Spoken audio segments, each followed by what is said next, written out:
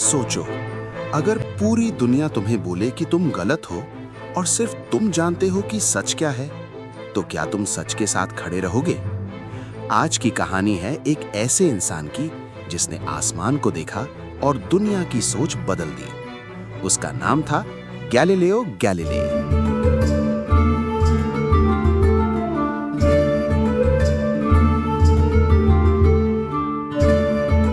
1564 Italy का पीसा शहर। एक नॉर्मल सा बच्चा पैदा होता है। उसका फ्यूचर किसी को नहीं पता, लेकिन उसके दिमाग में एक चीज क्लियर थी, जो कहा जाता है जरूरी नहीं वो सच हो। गैलीलियो बचपन से ही चीजों को मानता नहीं था, वो उन्हें टेस्ट करता था। एक दिन चर्च में झूलते झूमर को देखकर उसने समय को मापने का नया तरीका खोज लिया। आज की क्लॉक्स, वॉचेस और यहां तक कि सैटेलाइट्स में टाइम मेजरमेंट करने का प्रिंसिपल गैलीलियो ने ही दिया था। सदियों तक माना गया कि धरती सबका केंद्र है। उस वक्त दुनिया मानता थी एक ही सच, धरती बिल्कुल बीच में है और सन, मून, प्लैनेट्स सब धरती के चक्कर लगा रहे हैं। इस मॉडल को कहते थे जियोसेंट्रिक मॉडल। ये सिर्फ रिलीजियस बिलीफ नहीं थी, ये एजुकेशन सिस्टम, फिलॉसफी और पावर स्ट्रक्चर का बेस था, और बिलीफ को चैलेंज करना मना था। फिर गैलीलियो ने टेलीस्कोप उठाया और पहली बार इंसान ने आसमान को ध्यान से देखा। जो दिखा वो शॉकिंग था। मून परफेक्ट नहीं था, उस पर गड्ढे थे जिसे हम आज क्रेटर्स कहते हैं। जुपिटर के अपने मून्स थे, मतलब सब कुछ अर्थ के अराउंड नहीं घूमता। और सबसे बड़ा झटका, वीनस के फेजेस।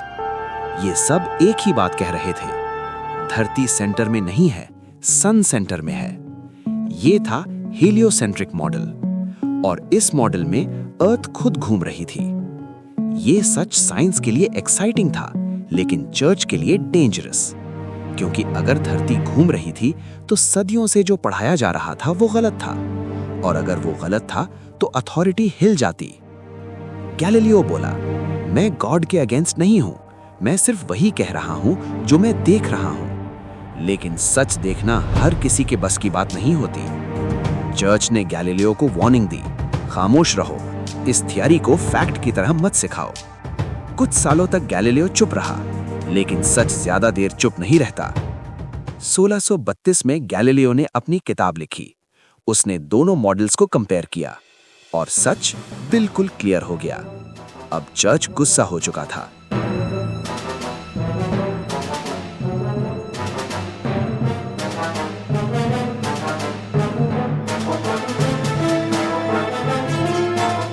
(1633) गैलीलियो कोर्ट में खड़ा था, अकेला, बुढ़ा, और सामने सबसे पावरफुल सिस्टम। चर्च लीडर्स बोले, अगर अर्थ मूव करती है तो बाइबल की इंटरप्रिटेशन गलत हो जाएगी। गैलीलियो ने जवाब दिया, बाइबल हमें हेवन का रास्ता सिखाती है, साइंस हमें हेवन का काम समझाता है। यह स्टेटमेंट चर्च को डेंजरस लगा। उससे कहा गया, अपनी बात वापस लो या जिंदगी भर सजा भुगतो। गैलीलियो टूट गया। उसने अपने ही सच को झूठ बोल दिया। लेकिन कहा जाता है, जब वो कोर्ट से निकल रहा था तो धीरे से बोला, फिर भी धरती घूमती है। अगर गैलीलियो सही होता तो एरिस्टोटल गलत होता। चर्च को यह बात बिल्कुल पसंद नहीं थी। चर्च ने गैलीलियो को जेल नहीं भेजा, हाउस अरेस्ट में रखा, लाइफ लॉन्ग। उसकी बुक्स बैन कर दी, उससे पब्लिक में बोलने से रोका। गैलीलियो को हाउस अरेस्ट में डाल दिया गया। हाउस अरेस्ट के दौरान गैलीलियो अंधा हो गया, लेकिन उसकी सोच कभी अंधी नहीं हुई। उसने वहीं बैठकर मोशन और फिजिक्स पर अपना सबसे इंपॉर्टेंट काम लिखा। चर्च ने गैलीलियो को इसलिए अपोज नहीं किया क्योंकि वो गलत था, बल्कि इसलिए क्योंकि वो टाइम से आगे था। 1642 गैलीलियो इस दुनिया से चला गया, लेकिन उसका सच रुका नहीं।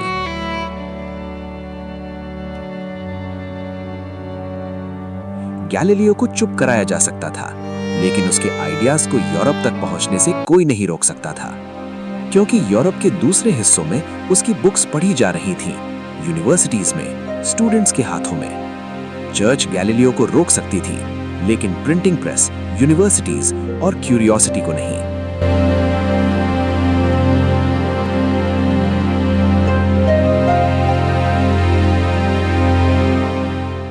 और उन्हीं स्टूडेंट्स में से एक था आइजैक न्यूटन।